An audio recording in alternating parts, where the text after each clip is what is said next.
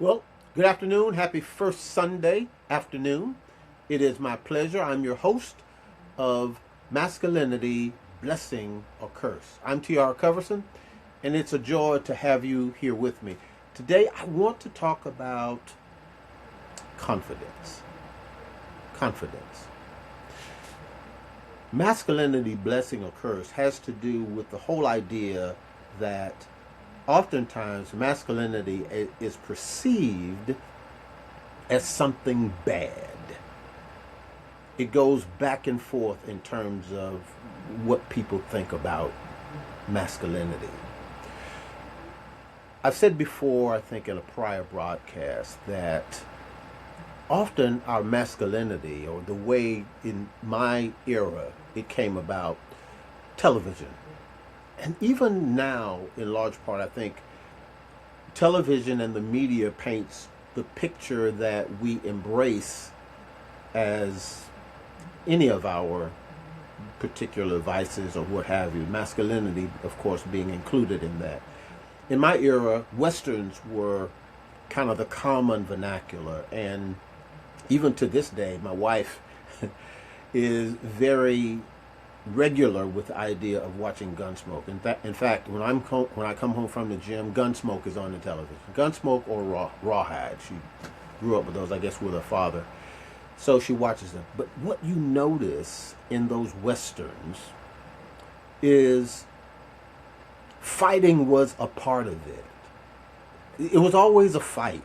And it was as likely to be a gunfight as it would be a fist fight. And it was the show of manliness. Also, drinking was a part of it. I think many of the episodes occurred in Kitty's Dodge House. Or it wasn't a Dodge House, saloon, whatever. But drinking was also a part of it. And hence, we now have a ton of alcoholics. So, drinking in Dodge City was like drinking in a frat house. It's a measure of your manhood. How much can you take? And so confidence breeds itself around what we see around us. And oftentimes, masculinity will take on a more profound, will push the limit to a further plateau, a further level, further cliff, because you want to be better than you were. In those days, in the image that's created, it was a very uncivilized situation. Men were raw, they were cowhands, and they on rawhide. They are riding a herd from one place to another, and weeks and weeks at a time. They probably didn't bathe, or every time they came to a lake or something. It was just bad, but that was an expected behavior. But they could handle the cattle. They could handle the hard work of the day. And that became what manhood was about. Well, when women come onto the scene and a man has this innate desire to be with a woman, procreation is a part of our makeup, so it's there. Women know you have to be civilized. There has to be something different. Now, men, while they're very confident, liquid courage will often give you some confidence, the alcohol, I mean. But around women, oftentimes you had to shy away from that. So women forced you into a different civilized posture. Now, that meant that you had to take a bath, you had to shave, you had to do some of those things that maybe you were not comfortable doing. In teenage boys, you often, one of the things that Scott Galloway said in some interviews in his podcast, asked young boys, would you have sex with you? I mean, you haven't bathed, you haven't shaved, you haven't, look at your room, look, all of these things that you have to now become civilized about that would cause you to be appealing to a woman. Well, now those things become driving forces. Now, again, Scott Galloway says, the thing that often makes you men appeal to women And he mentions two things. One being that you show that you care. And two, that she wants to feel protected. That you show that you care means that she probably innately realizes that she would want someone to lie her head on their breast at some point, that she would want to share some concerns, that you would be a person that would hear those concerns. But also, she wants to feel safe. Now, the fact that she wants to feel safe is the explanation as to why good girls choose bad boys, because they want to feel safe. Parenthetically, I'll just say this, and we won't go down that trail. There was a movie years ago called The Birth of a Nation that,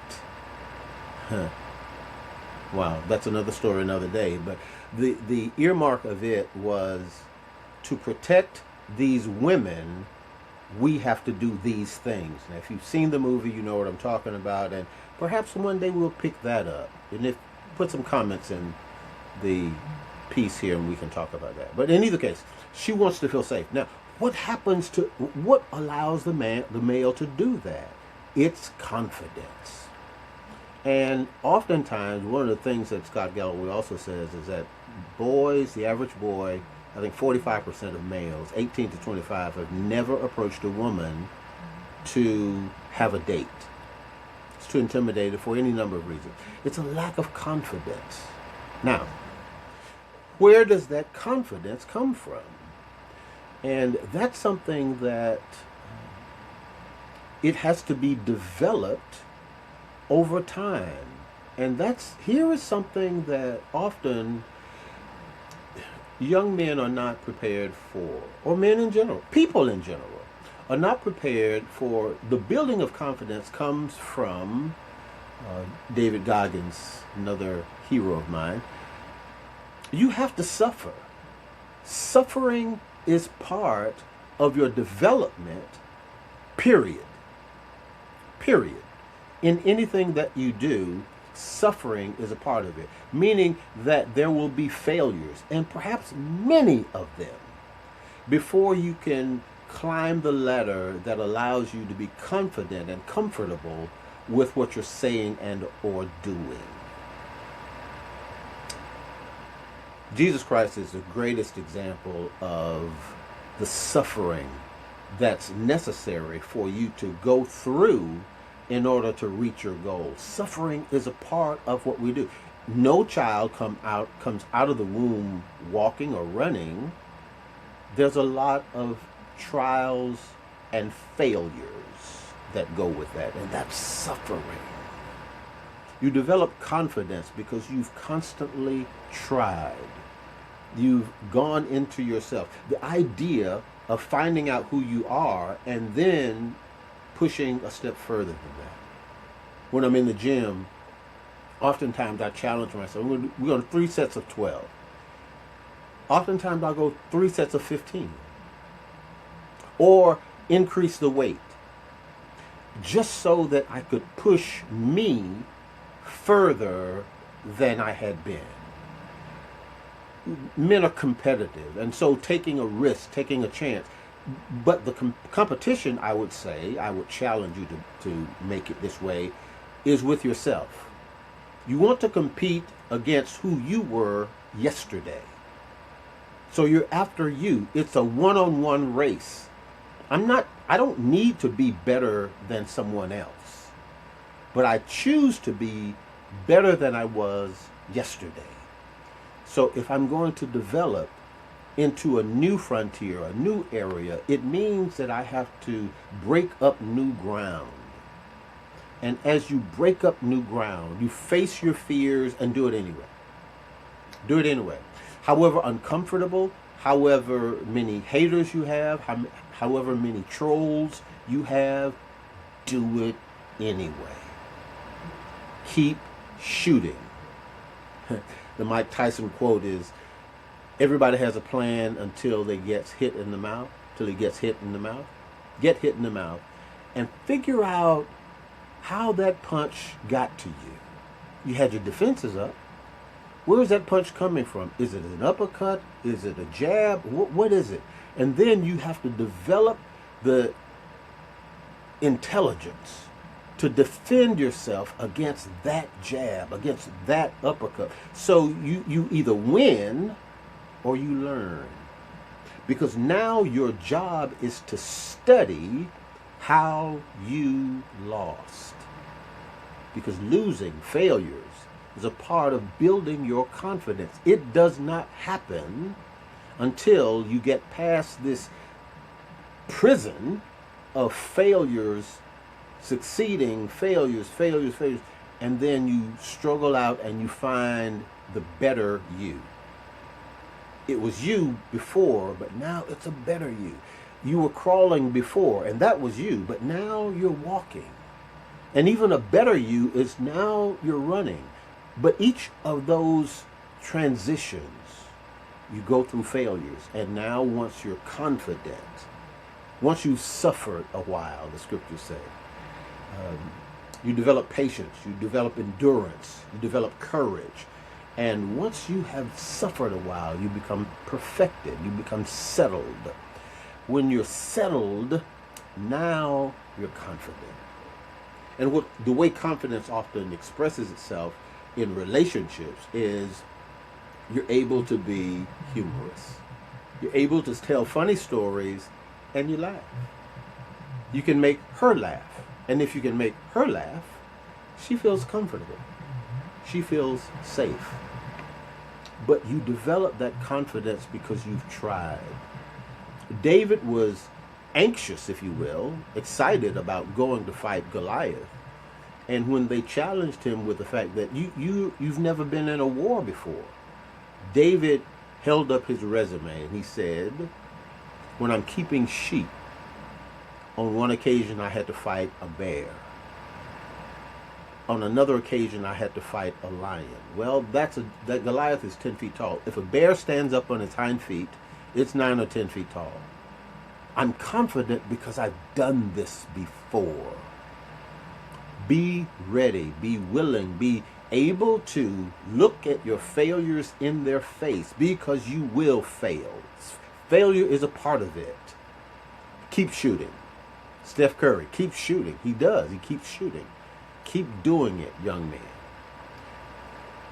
Sports become important because now you're on a field where in order to beat the team across the field, you have to be better than you were yesterday. This is a better team.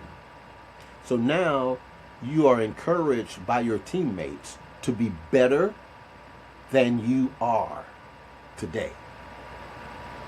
I need more. We need more from you. This is an environment where the playing field isn't even. We need more from you. So push yourself to be better.